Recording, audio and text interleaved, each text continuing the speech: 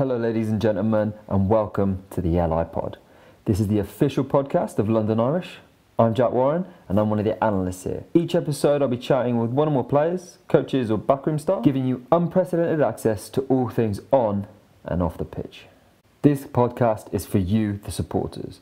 We're giving you the control over what you want to hear and who you want to hear it from.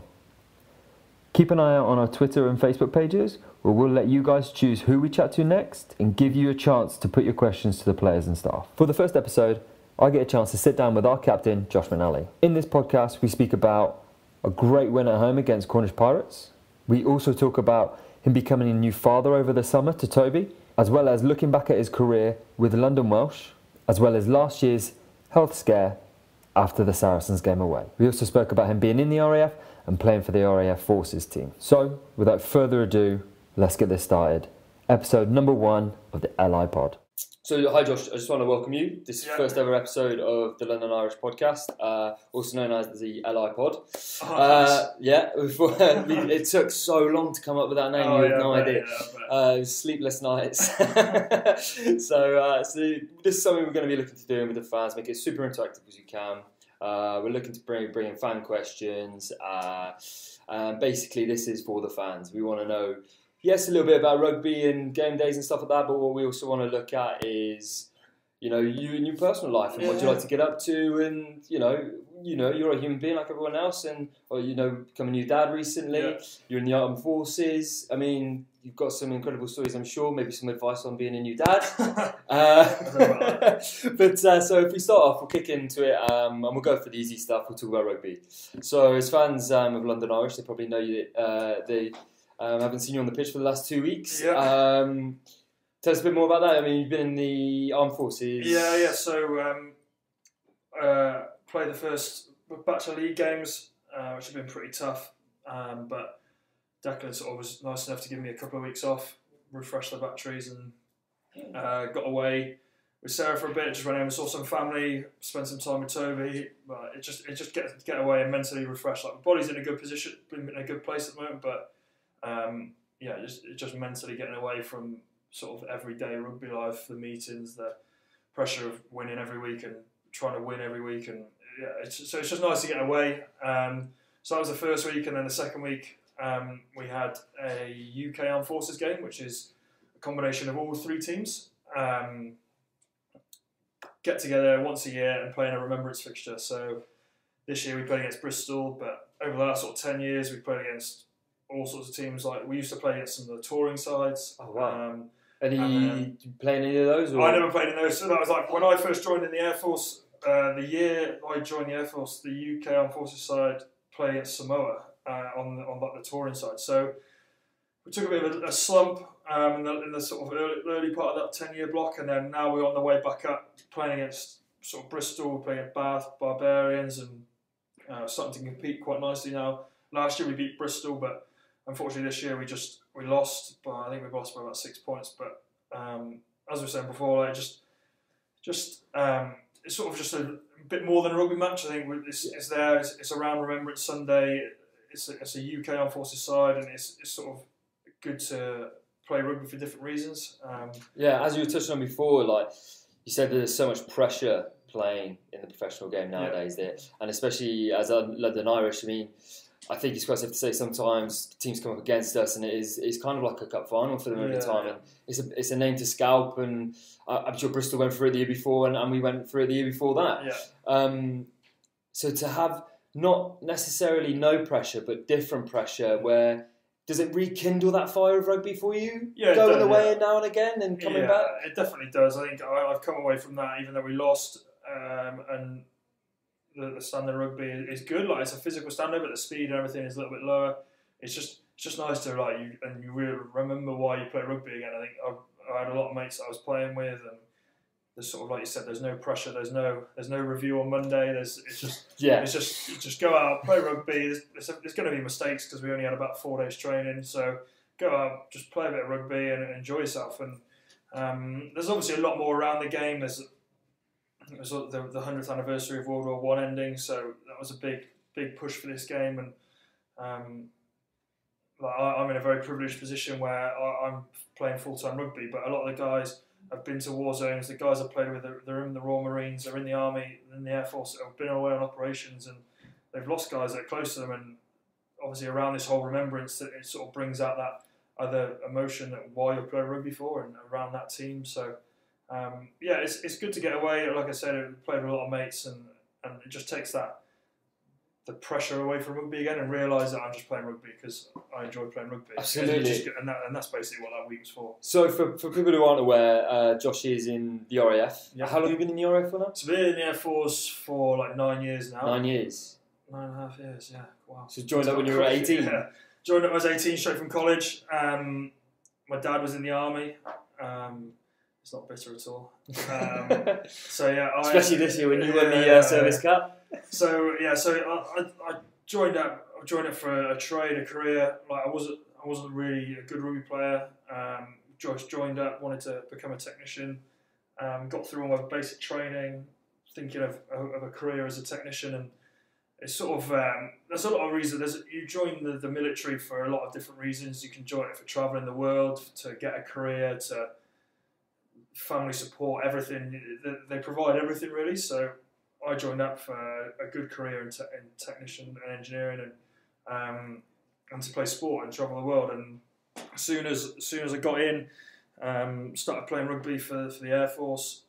Sort of developed. I was only like 18, 19 at the time, and then just slowly developed through that way. And it's sort of, I say this a lot of the times, it sounds a bit like a cliche, but like I wouldn't be where I am now without the Air Force. Like I wouldn't have just, like you look at a lot of the lads here now, the guys coming through the academy, they've just been sort of nurtured through their schools, through the ACE system and into the academies, and they're just going to become full-fledged professional rugby players. Like I never came through that route, and I didn't start playing professional rugby till I was like 24 when I went to London Welsh. So, and I've come through a lot of very different systems. So I came through playing for a team called Spalding up in Lincolnshire. That's where I was based.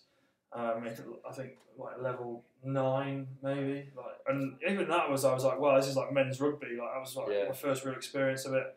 Then the RAF, like being as good as they were, posted me down to Bryce Norton on like a sports marker type thing that they say, and we're like, right, we've sort of noticed your potential, so right, we'll put you down south, put you in Oxfordshire, like see if you can play better civvy rugby. That's where I went to Henley Hawks, played a good 2 years at Henley Hawks, and that's when London Welsh picked me up, and that was my first pro. It sort of just snowballed from there really, and obviously all the shit that happened with London Welsh, then went up to then obviously came here from that, and obviously Nick Kennedy picked me up and brought me here. So just touch on that with London Welsh. I mean, that must have been scary in the sense of like, you know, you've kind of put a lot into that club, a lot into that team, blood, sweat, tears. You had the unbelievable highs of, I mean, I was at Bristol at the time when you were at London Welsh, of getting into the Premiership. And that final game, I remember I was there. It was a horrible evening. Peeing down with rain, howling winds, freezing cold, and we're talking about May here. And I remember it, and I know you, I think it must have been around about a 20-point lead after the first round. It took everyone by surprise. I wasn't at London Welsh there, so I was at, actually, I'd already signed for them at that point, so I was there watching at that game, and I knew that London Welsh took everyone a bit by storm, beating Bristol at the Kazam.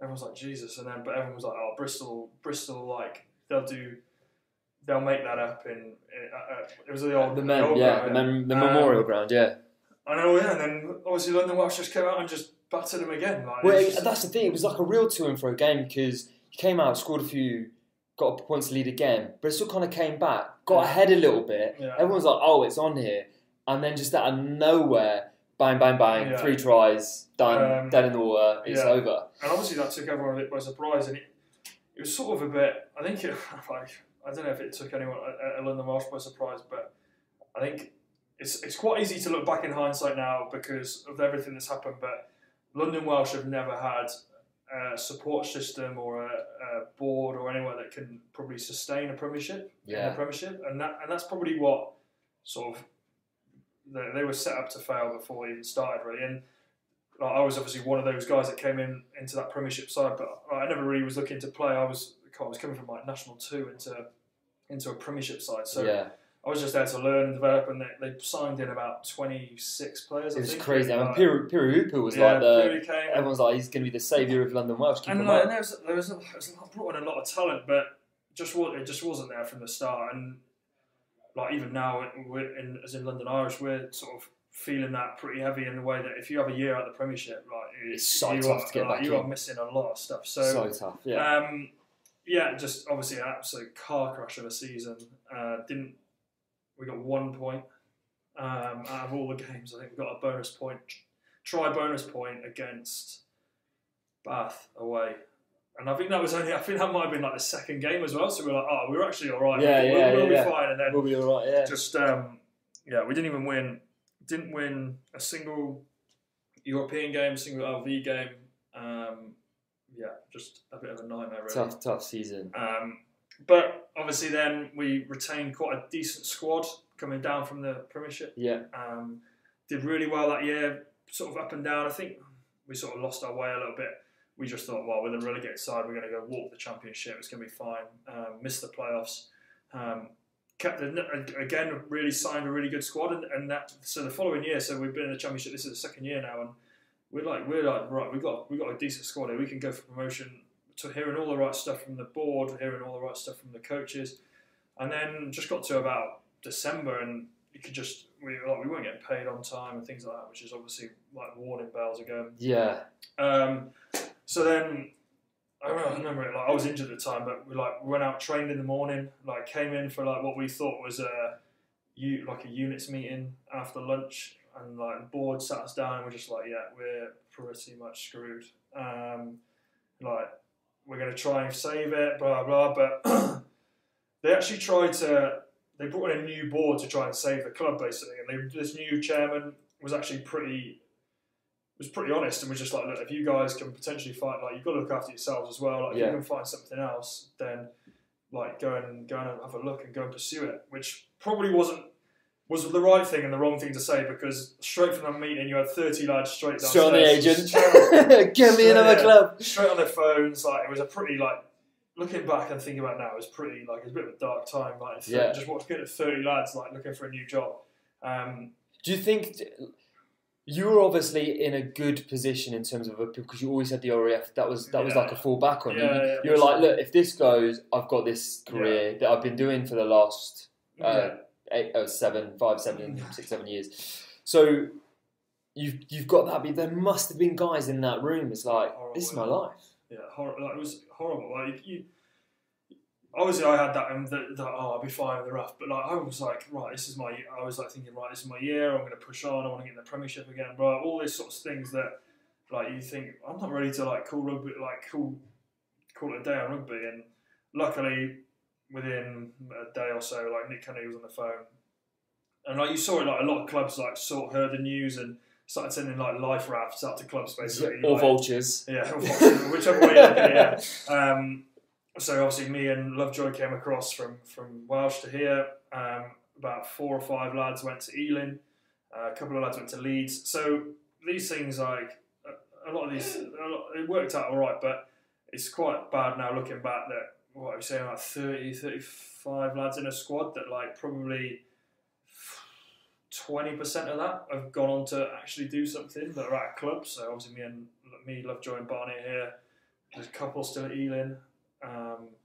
Other than that, there's not much else going on. And that was the bad thing, because it was such a talented group of boys, and there was some young lads in there.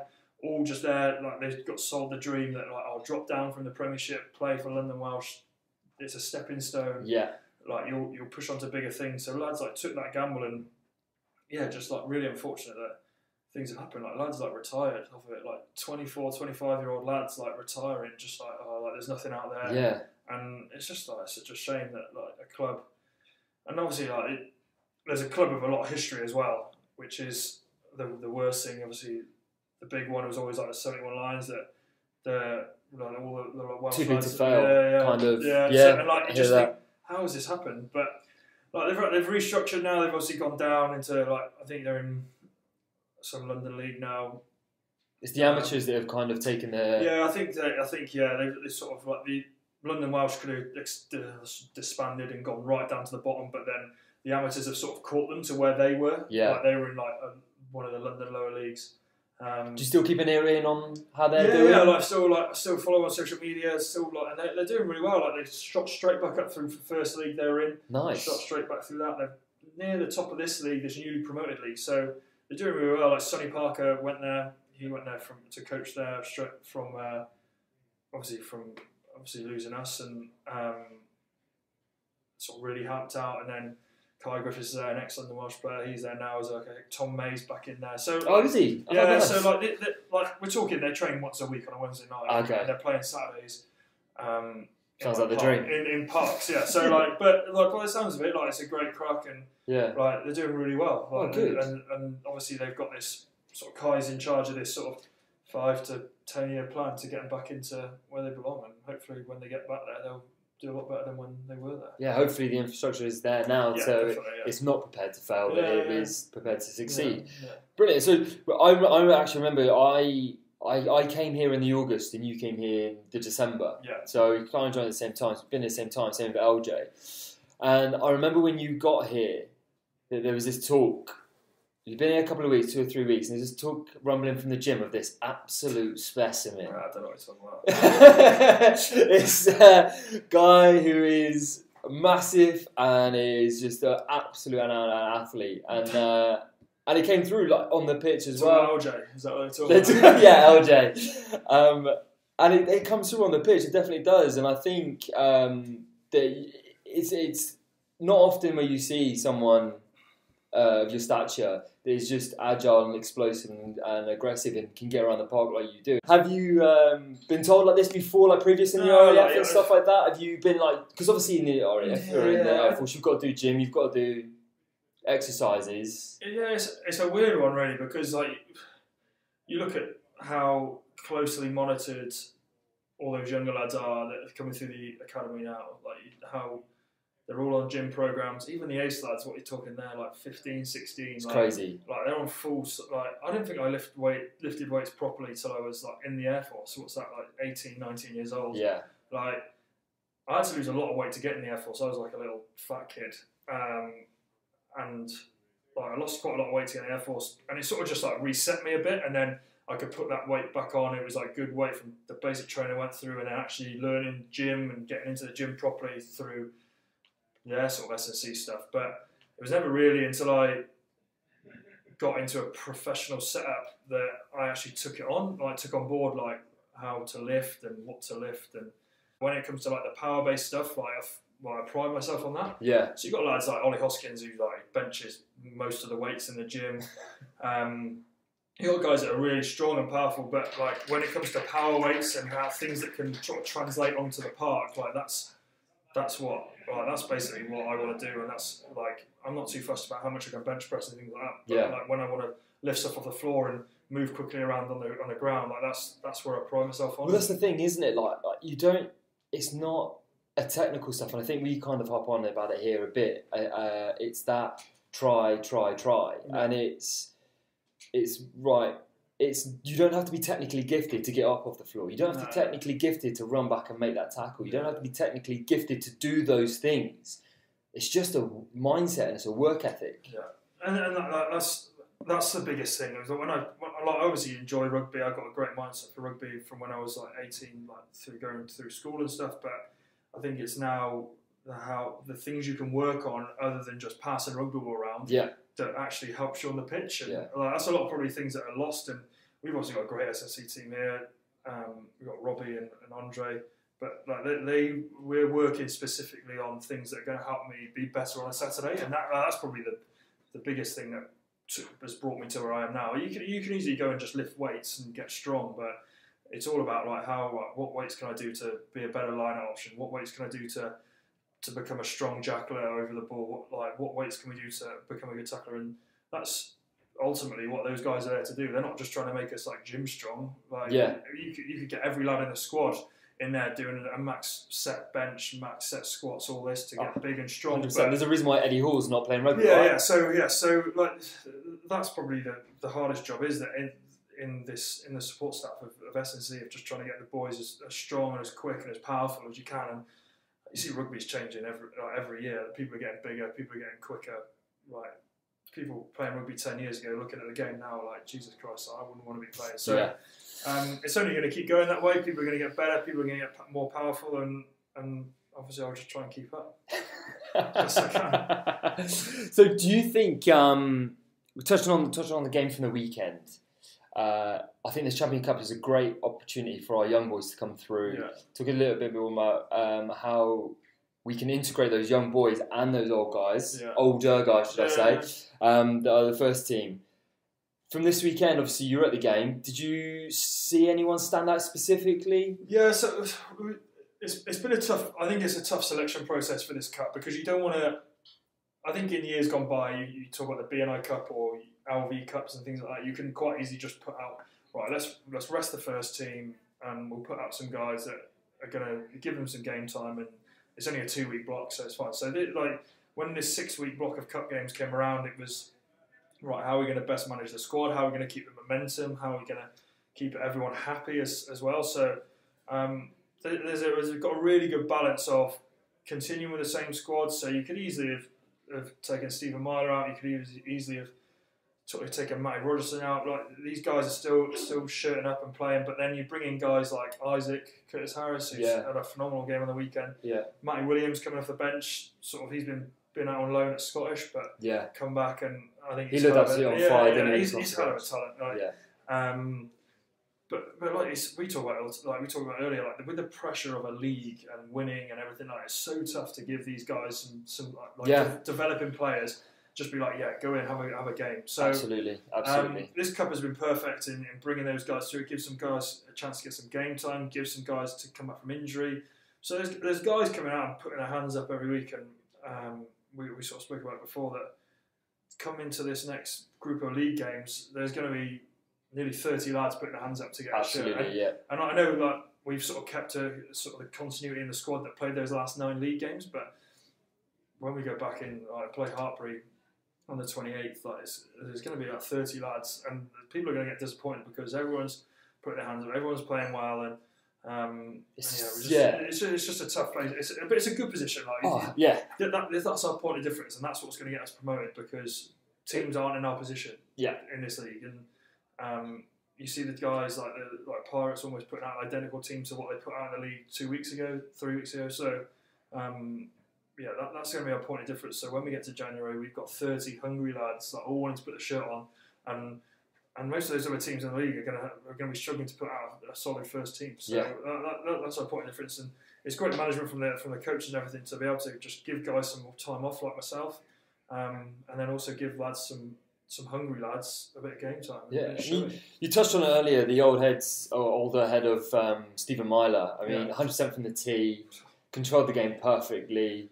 Absolutely fantastic. Was obviously coming this year, and I don't know about you. When I first met him, I think of him as a guy who he is on the pitch. Yeah. Not loud, but assertive, and he controls it really well. And you almost see him as that kind of like robot, but he's actually quite a funny guy. Yeah, he's got a real good sense of humour, and there was a part we finished up and we were coming out. And I got quite a good story. He basically, LJ pulled up, was giving Say a lift home. LJ pulls up in his 4x4, parks the car right outside in front of where the Cornish Pirates bus is trying to get out. Sticks the hazards on, leaves the key in the ignition, runs in trying to feint Say. That's classic LJ for a start. Classic LJ for a start. But Steve comes out, sees LJ run past him, kind of goes, "What's he doing?" Walks out, sees the car the hazards is on, double takes LJ, go back to the car. You just see him, hops in the driver's seat, bag in the back. He's like, "I don't want to walk to my car, I'm going to take LJ's car." Goes to put the handbrake down, can't work it. Stalls it 3 or 4 times, can't get it going. All you see, and if any of you guys have ever been to Reading or Majewski, where the players walk in, there's a big glass window that you can see in. So we're stood there watching LJ running in and out of the food room trying to find Sayer. Just a touch around the corner, you've got Steve trying to trying to get the car sorted to just obviously hide it or take it back to his. Take it back to the car park. Yeah. End up getting out, helping him with the handbrake. Handbrake sorted. As he's sorted it and turns, LJ comes out the door. It's like the perfect time, and LJ, hands on head, someone's nicking my car. Oh my God. Bolts it out quicker. I saw him run quicker then than I did for the try. I definitely saw that. He's the quickest prop in the champ. He claimed himself today. Yeah, I'm not surprised. He comes bolting out going, where's my car? Starts bundling LJ down the road like he does, arms everywhere, running down the street. Steve's just wetting himself. Parks up the car, goes, cheers LJ, gets in his car and just drives off. So I think that comes with experience. Talk about like, how much experience he's got on the park. Like, that's just like, he's been around rugby for so long, and he's brought that straight into the dressing room as well. Yeah. Like that banter, and he just fits in so well. He's one of the, considering that guy, European Cup finals, he's been where you want to be. Like, and most down to earth and nicest guy I've met. Definitely, and he's come straight in, and he knows exactly where we want to go as a club, and he just fits straight into that. He's not just here to have a good few years at the end of his career. Like he wants London Irish to do well, and he's come flying in, starting most games and controls games. And like you said, like he doesn't miss off the tee, which makes everything a lot easier when you're sort of controlling the side. But yeah, like it's fantastic to, and he controls the game so well, and it also gives the ability for the likes of Theo and Jacob to learn off him and learn from all his experience.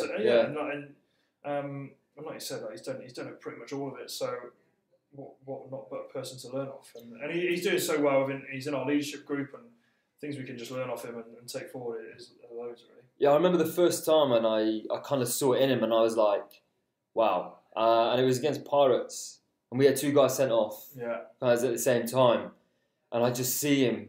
I was just peeking over, could see him in the technical area just pacing. Yeah. It's going up and down, up and down, up and down.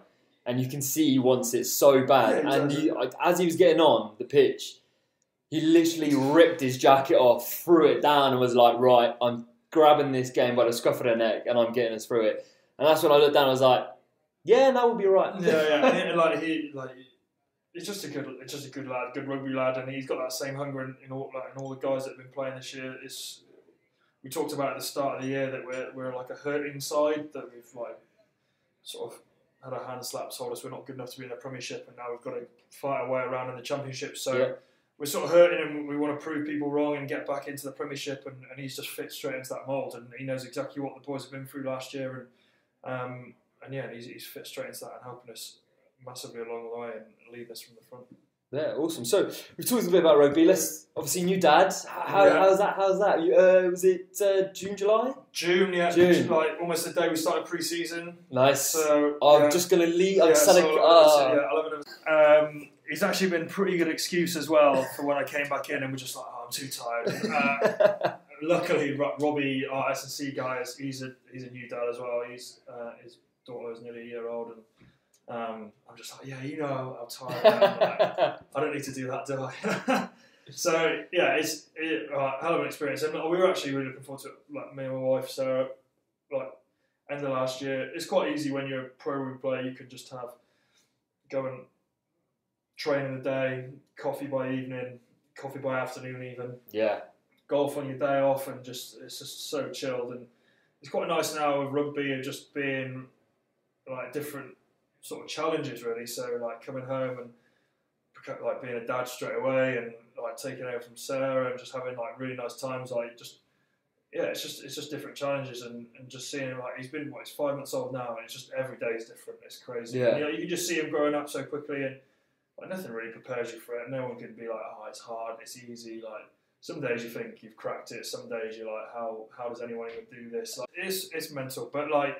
I think the biggest thing, like obviously pre-season was a slog, like coming in some nights, some days having like 3 hours sleep, straight into fitness, and like there's Robbie was good at managing me, but then there is an area of that I need to actually knuckle down and get fitness done and get myself ready for a season. Yeah. But I think everything just sort of panned into perspective when like at our first home game, like Toby and Sarah there, like it's his first home game, and like I said, it just gives you something different to play for. Like, it's quite easy just to have a laugh and play rugby for a living. But then like to have him watch you and like, he like will eventually like look up to you and everything like it just brings a whole different outlook on life. And like Sarah's still on maternity leave now, so like she's been fantastic with him, and like she's at home looking after him through the day, and she fully respects how tough training can be. Like I think she understands now. I think she used to think that I just swan around at work with mates and go for a coffee in the evening. But like now that we've got like Toby as well, and I can go to training some days after a shit night's sleep, and then still come home and still want to see them and stuff. She understands now that like we actually work pretty hard, especially on days like today when we've been out mauling and tackling and running around for an hour and a half, and to go home and like have them both there is really nice. And it's just different. I suppose it's got to be those things. It's nice when there's no screaming, there's no shouting.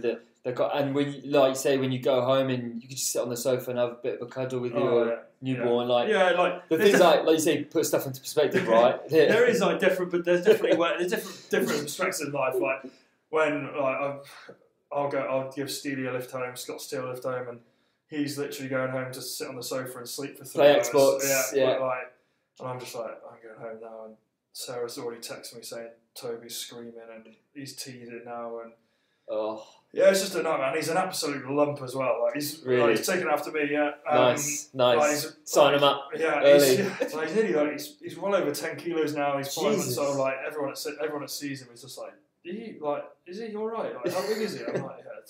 Like Sarah's dad the other day was actually like when they're this big, they should be walking. Like, like, I don't know how Sarah carries. Like I carry him for like 20 minutes, and I'm starting to seize up a little bit. She's got him all day. It's that new mum strength. It's that mum strength, man. It's legit. She's an absolute unit. I'm getting physio now for baby carrying injuries. Not like what's your RPE for the day? Yeah. Oh well, I was carrying Toby for 2 hours, so. It's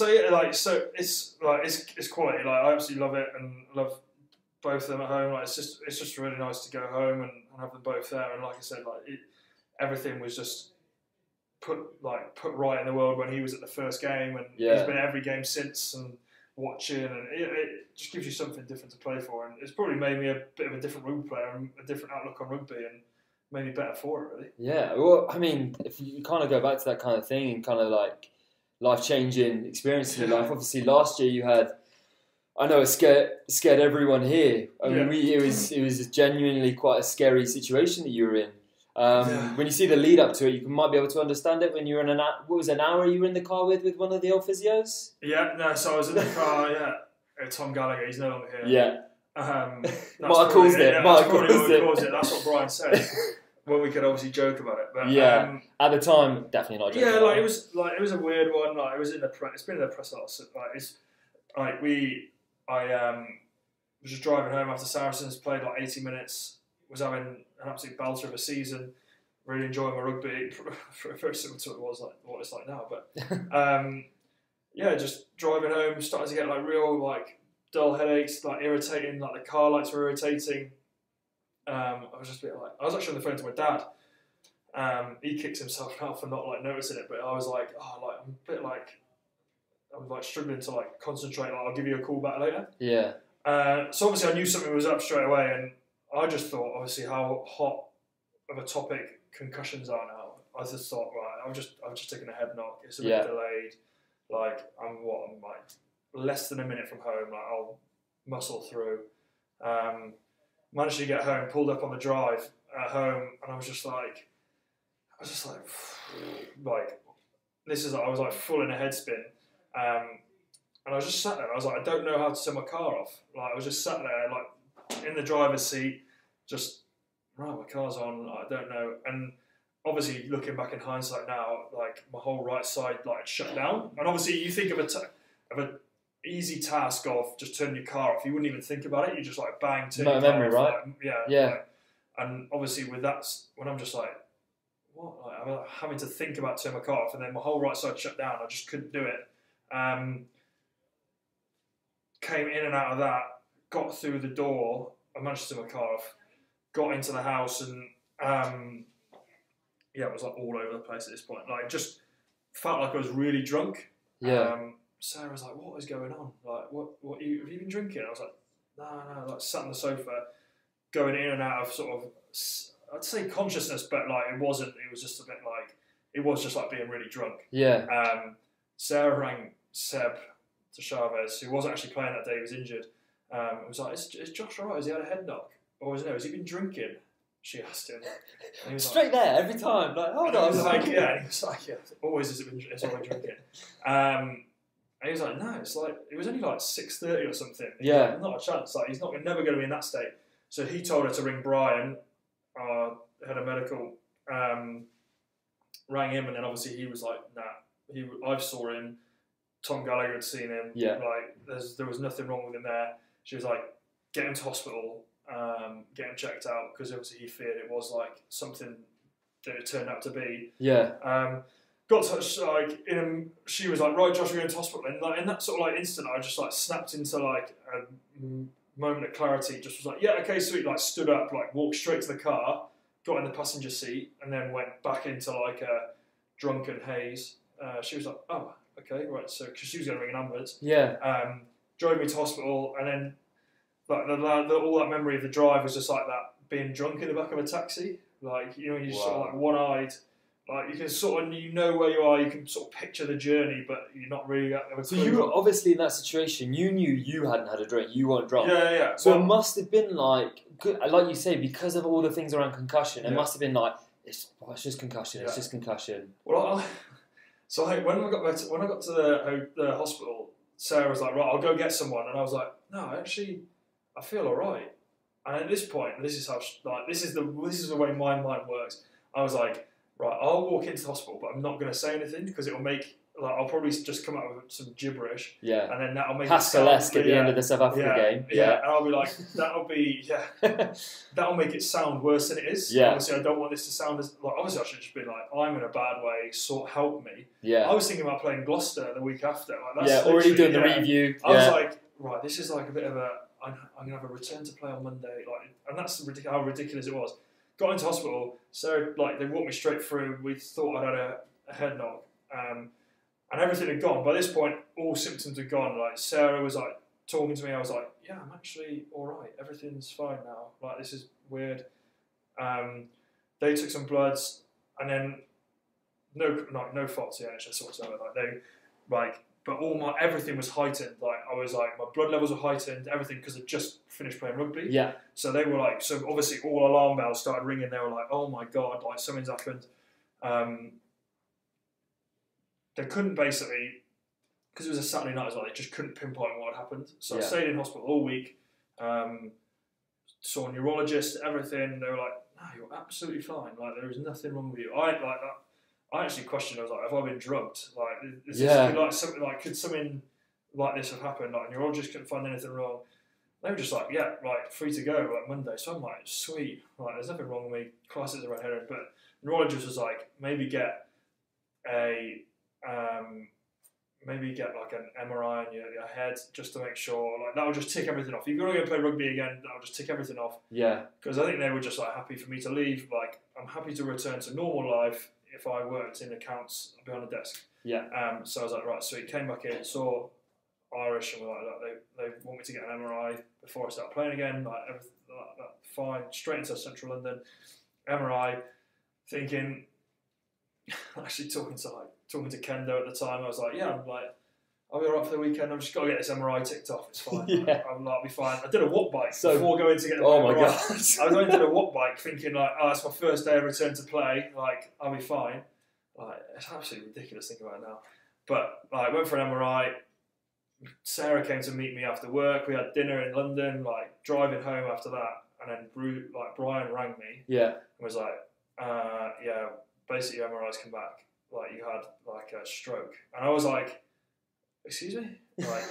Told, and it never sunk in really, because I was like, there's nothing wrong with me. And my grandfather had a stroke, it's coming up to 3 years now, and proper, it's wrote him off. He's completely fine, lives a good life, but can't talk that well, very unstable, he's not independent. So obviously the word stroke in my family is quite bad. Danger, yeah. So I was like, a stroke? Sure, I told Sarah, she's in bits straight away. I'm like, no, it's fine. Don't worry. So then they were like, because it was something I've had a stroke and there's nothing wrong with me. I checked myself back into hospital. went through all the tests again, all the occupational therapy, which obviously was pretty. It's like an advanced HIA, like remember words, remember letters and stuff. Yeah. Did all these like write your name, everything, and they were just like, "You're absolutely fine." There's like nothing. They're like, usually you can have a stroke, which is what I had, like a minor stroke, and you can have a thing called a TIA, I think it's called, transit ischemic event, TIA, yeah, something like that, which is basically like a little. It'll just be a cut of oxygen to the brain. Something will cause it. Yeah. A little short. You'll have a little like a wobbly 20 minutes, and then you'll be fine after. It's just like a little random event. People have it like painting the ceiling. So they'll be painting the ceiling.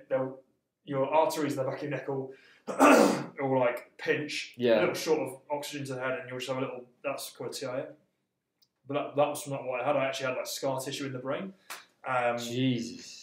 So they went through from there, got checked out of the hospital again, like, yeah, you're fine, but we need to find the cause. And then this is when like my whole rugby career started like spiraling out of control in terms of they were like, if we can't find a cause for this, we can't just like, and you had it after playing rugby, we can't just let you sign you off to start playing again. Yeah, we can't just let you go and play rugby again and just keep having strokes. Like, do you know what effect would that have had with the Air Force? Do you know? Or? Yeah, I don't really know, to be fair. Like, I never really crossed that bridge because I was in such a headspin about playing rugby again. Yeah, for like, sure. For someone to just be like, and again, like just when rugby's going well for me as well, like in the Premiership, playing well in the Premiership, like just for them to be like, no, you can't play rugby anymore. You'd be like, Jesus, obviously, like these things happen, like people have to retire. But I was like, from this, like, I feel absolutely fine. Like, if I had to retire because both my knees were blown out, like fair enough. Like, I can live with that. But for something, I was just like, I could be fine. And they were like. I think that's the problem as well with anything to do with the head, because it's not as visual as, like you said, blowing your knees out. You don't see it, so it makes it's that other people don't see it either. Yeah. So it's like, but it's not a reminder why. On that side of things as well, that actually made it easier to come back and play because I hadn't had my like shoulder reconstructed, or because I had my knees reconstructed. Yeah. Like, I was like, the second the date came in, it was just like, right, you're ready to play again. I just like flew in as if like there was like it was fine because then nothing had affected me.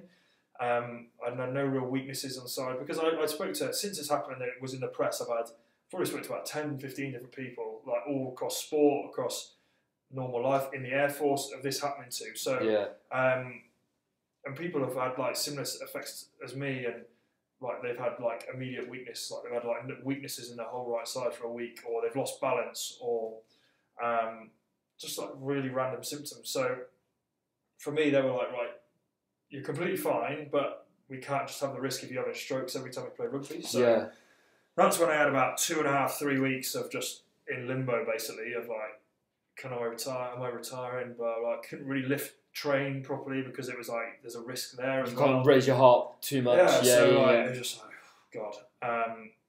Anyway, went to, thankfully, a guy that I know really well in the RAF. He had this, and his was caused from a hole in the heart. He was like, right, the RAF were really slow on getting his sorted, but he was like, because you've got the best medical, like, go and get your heart looked at. So I was like, okay, sweet. Went and got my heart looked at. Saw a very good specialist, Dr. Sharma, and he was just like, seen a few of these before. Did these like scans of your heart, put some bubbles into your heart, almost like looking for a puncture in a tyre. Gotcha. Bubbles into my heart through a vein, goes into, you can like scanning it, all the thing, and you just saw like a puff of like bubbles go through from one side to the other side, and they were like, look, basically, if this is going from the oxygenated side from the unoxygenated side into the oxygen, it's like biology, like year 9 or whatever. Long time ago. It was a long time ago. So basically, a clot had come from me playing rugby, got into my heart, usually would just stay in the unoxygenated side and just break down. Yeah. But the clot got through from the unoxygenated side into the oxygenated side, and then just got shot around my body. So went straight from that into my head, which obviously was a clot, into the brain, which then caused the stroke, basically. So they were like, me and Brian and Sarah, my wife, we were getting this scan, And they were like, look, we're really sorry to let you know, but you've got like a hole in the heart. And we were like celebrating. We're like, that's the cause we wanted. We were like, that is exactly best case scenario. We were like, that's because if they had just come back and been like, no, your heart's completely fine, we'd have been like, God, like what? Like where do we go now? So they were like, yeah, your heart's damaged, hole in the heart. So they were like, right, we'll get you for surgery like next week. Do a little incision like in your leg. Yeah. Go up through like the main artery with like a pipe cleaner type thing up there. Put a little implant in there and walked out of hospital the same day. That's crazy. Like an insane operation. But to be in it, like was it in and out in a day? Or? Yeah, like all done and dusted. Yeah, so like that's nuts. Like they can do it under local anaesthetic. Like they can just like local anaesthetic your leg for like the incision, and then I was like, knock me out. I was like, that. But like the surgeon who did it, the only reason he knocks you out is because they put when they realised it was a hole in the heart, I had to have this horrendous test to find out how big the hole is, and it's basically like sending a tube down your throat, which is like it's a fairly decent size, like down your throat. 2 pp's. Yeah, probably as thick as that, all the way down your throat. Like they like anaesthetic spray the back of your throat. It's honestly, to date, the worst thing I've ever been through. Honestly, awful. Down your throat, sit there for that. They get all the images of how big it is and stuff. But then they do this surgeon does that during the operation. Yeah. And he was like, I'm never gonna like expect you to do that again. Like it's always one of those things that when you're about to go and get it done, they're like, yeah, you're fine, it's fine. Like if you've got to do it a second time, you're like, I'm not having this done. Like so, thankfully, like had the surgery, like all went perfectly well, and then they just had the post-surgery protocols almost of I'd had a month on like full-blown blood thinners. Just to make sure that the implant, like, they didn't clot around the implant and obviously cause another clot. Yeah. Was that warfarin? No, it was called like clopidogrel, which is like the antiplatelet, so it stops like your blood clotting, which is like pretty hilarious. So if you cut yourself. Oh, it was funny story. Like we went on like an RPA day, like a couple of weeks after my operation, to Gauchos on like a cooking course. Oh, like, doing steaks. Yeah, I remember that. And they were like, "Don't cut yourself on these knives," and I'm like, "I'm on like heavy blood thinners here. Like, if I cut myself, I'm just like, what did I do? Cut myself straight away." And, no. like, honestly, it bled solidly for like 2 days. Like, it just doesn't clot. Your blood just didn't clot, and I was like, just constantly bandaging. Like, honestly, it was such a high risk of infection as well. Obviously, with the open wound. Yeah, and obviously the reason that I couldn't keep playing rugby through that time was because, like, imagine like a head knock on blood thinners, like, which is basically what they were saying. Yeah. Like, imagine that, or imagine like breaking your leg on blood thinners. So like, went through 2.5, 3 months on these blood thinners. Yeah. Which obviously kept me out of rugby. Got to near the end of that and like slowly filtered back into rugby, and it was almost like a big like X on the calendar of like my return to play date. Like it was like bang, off the drugs, couple of days to get out of my system, and then I'm good to go again. So like, and then like we just said then, it was like there was no sort of doubt in an injury. There was no doubt of like a shoulder or an elbow or like anything like that. It was just like, well, I'm good. Well, let's just crack on. And straight back into it. Got back into it and straight back in. I think we played Wasps the weekend. I was fully back fit. I didn't play that week, and then we had Gloucester the week after. And came straight back in for that game, which was good. I was absolutely blowing, but no, just good to be back out there and sort of almost felt like I just picked up from where I left off and just had a really good end to the season. It's sort of like a bit of a distant memory now. Like, it's ridiculous to think we're talking. It was like it's nearly like a year ago now. I'm actually going to see the surgeon next week. Yeah, would it be around Saracens last year? A year ago? So it's almost like a year ago now, and it's just feels like a very distant memory. Which obviously, to have that on your medical records and have it as like, yeah, you had a stroke, and like it's just pretty crazy. But yeah, like happily kick on. Like, we'll see the surgeon next week. I can't imagine he's going to have any issues. And like, it's just thanks very much, all done and dusted. Yeah, but, yeah, like it's something to write in the memoirs, right? Yeah.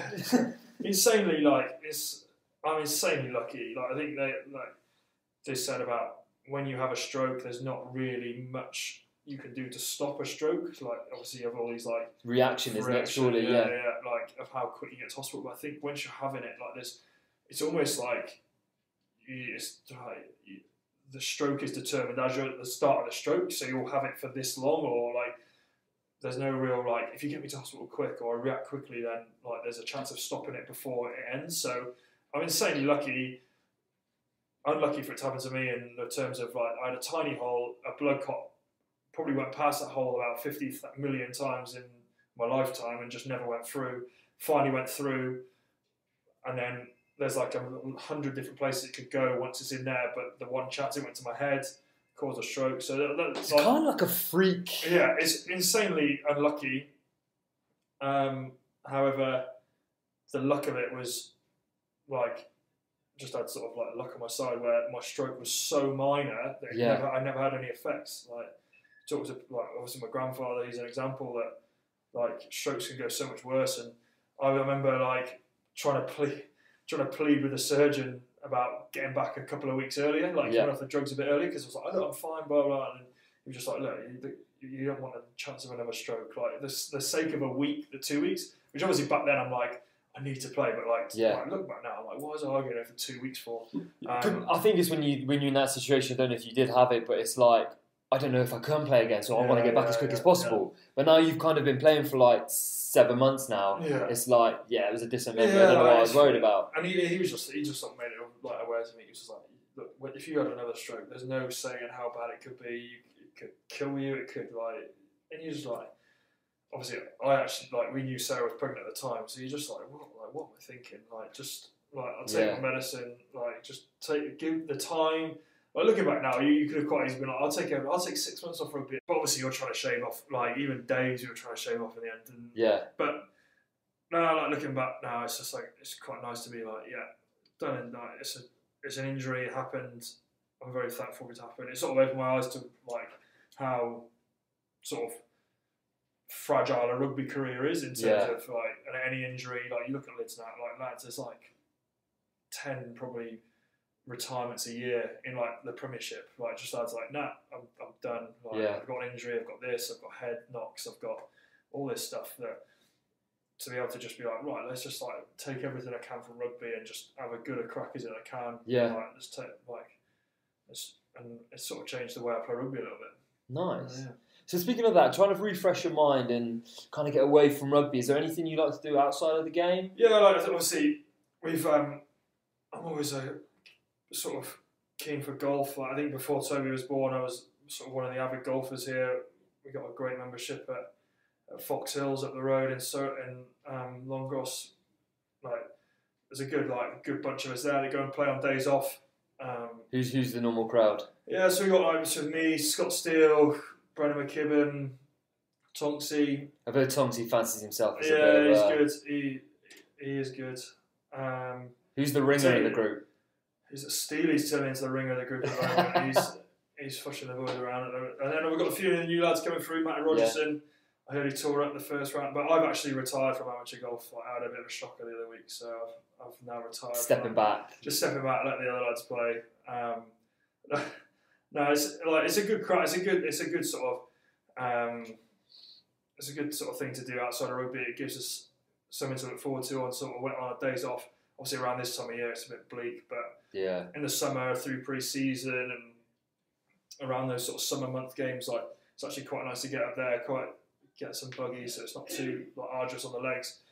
And just get up there and just relax really, and that's sort of what a lot of the guys like to do here. It's quite nice to be a part of that group, and it's just nice all round really. That's like what I'd love to do most, but due to I think Toby's probably been the biggest aspect of me retiring from golf. That just like most of my time off now is sort of spending time with Sarah and Toby, and like, that's not like I want to burn it, but like, I actually enjoy doing it, and there's I think for the first few weeks once you before you really have that real connection with Toby, it was like, oh, I can't go away to golf, I'm looking after Toby and Sarah, but no, lads are like, do you want to play golf? I'm like, nah, I'm alright, I'll take my rest day. I actually enjoy bumbling into town with Sarah, into Richmond, and going out for lunch, having a coffee.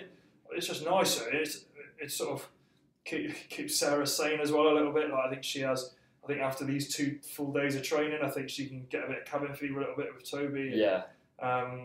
But no, it's not like we're trying to do more stuff. Like he's becoming a bit more interactive now. He can actually see properly, and he takes things in, and just getting around and doing stuff with him. So like that's probably the nice thing. And like, I'm not like a 24, 23-year-old anymore. Like I'm 28, nearly 29. Just turned 28. So like my body actually needs that rest now. So going and swinging my back around a golf course for 18 holes isn't quite up for me now. And it's something I'll do, and if there's an occasion for it, and we build it up a bit, but just an impromptu 18 holes is sort of, it's not my fancy anymore. But it's a real good group of lads that do it, it's my sort of main focus now is rugby, and then Toby and Sarah. It's not. It's just family life, I suppose. Right, that's awesome. That's awesome. I think that's a great way to end on the podcast as well. Yeah. Happy families. Well, that's it. Episode 1, done. Thank you guys so much for listening. I really hope you enjoyed getting to know Josh that little bit better. So, what comes next? It's really down to you guys. So keep an eye out on our Twitter and Facebook, where we'll let you guys choose who our next guests are, sending us suggestions using the hashtag LIPod. With using that same hashtag, don't be afraid to send us any questions that you want to hear from whoever's on. It'd be great to see you guys at the Majayski soon. Our next home game is against Hartbury on the 9th of December, with tickets available now from the lidirect.co.uk. Thank you again so much for listening. See you guys next time.